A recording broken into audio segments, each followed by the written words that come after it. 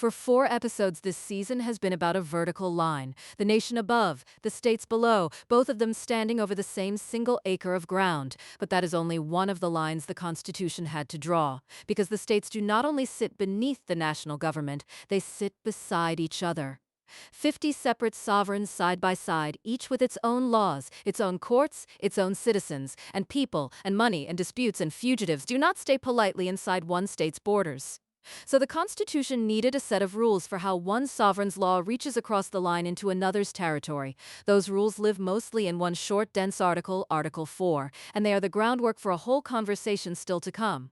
Walk through them, because together they form the architecture of how the states deal with one another. The first is full faith and credit. Article 4 opens by commanding that each state give full faith and credit to the public acts, records, and judicial proceedings of every other state.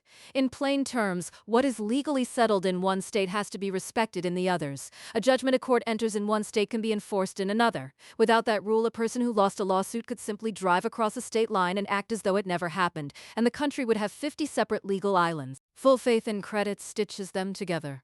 The second is the Privileges and Immunities Clause. A state, Article 4 says, must extend to the citizens of other states the privileges and immunities it gives its own citizens. A state cannot treat people as second class simply because they came from somewhere else in the country. It cannot slam its basic civic doors shut to Americans just because they happen to be citizens of a different state. The clause keeps the states from turning their borders into walls against each other's people. The third is rendition, what most people would call extradition between states. Article 4 provides that a person charged with a crime in one state who flees and is found in another shall on demand be delivered up and returned to the state with the charge. One sovereign does not get to become a permanent sanctuary from another sovereign's justice simply by virtue of a state line. The fugitive goes back. The fourth concerns the creation of states themselves.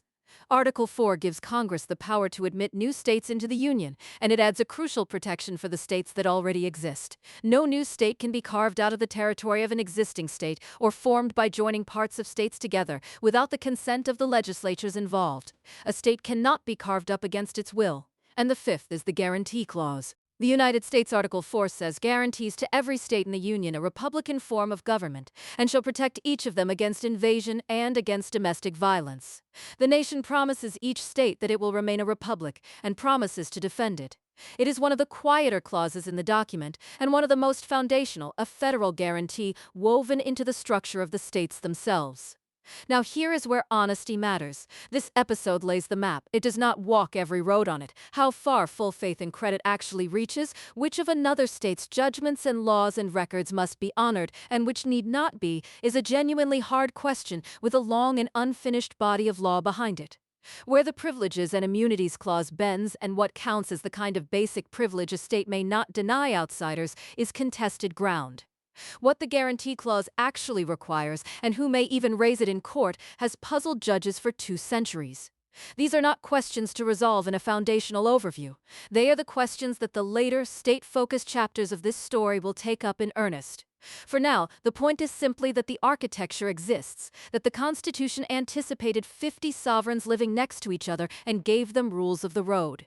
And notice what Article 4 really is, seen from a distance. It is the horizontal version of everything this season has been about. The vertical line asked how power is divided between the nation and the states. Article 4 asks how the states as separate sovereigns deal with one another across their borders. It is the same fundamental idea, separate sovereigns, each with real authority, needing rules to govern the points where they touch, only now the line runs side to side instead of up and down. So let us name what this part of the story has built. We started with 2 sovereigns standing over 1 acre, the federal government holding only the powers it was granted, the states holding everything they never surrendered.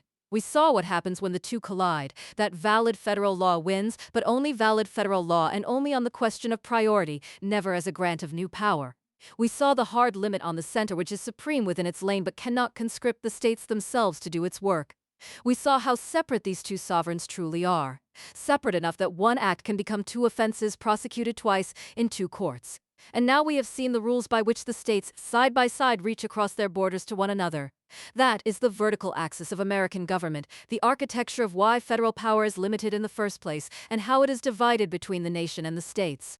It is half of the grid, the other half runs horizontally, inside the national government itself, the three branches, and the way the one limited federal power is divided among a legislature, an executive, and a judiciary, each watching the others.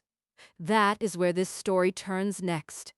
The acre has two sovereigns, one of them has three branches.